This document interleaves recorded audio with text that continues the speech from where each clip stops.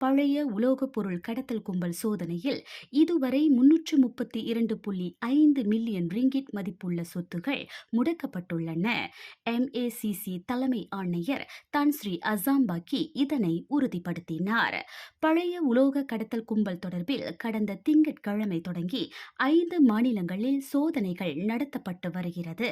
இந்த சோதனைகளில் 165 million ringgit மதிப்புள்ள நிலங்கள், 1.9 மில்லியன் மதிப்புள்ள கார்கள், 15.5 மில்லியன் மதிப்புள்ள வீடுகள், 7,40,000 ரிங்கிட் மதிப்புள்ள சொகுசு கார்கள் முடக்கப்பட்டுள்ளன.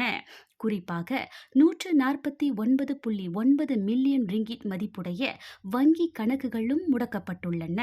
முடக்கப்பட்ட மொத்த சொத்துகளின் மதிப்பு 332.5 மில்லியன் ரிங்கிட் ஆகும்.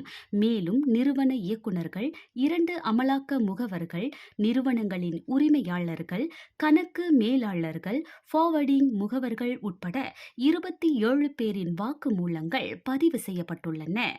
MACC சட்டப்பிரிவுகள், தேசிய வருமான வாரிய சட்டங்கள் உட்பட பல பிரிவுகளின் கீழ் விசாரணைகள் துரிதமாக நடந்து வருவதாக அவர் கூறினார்.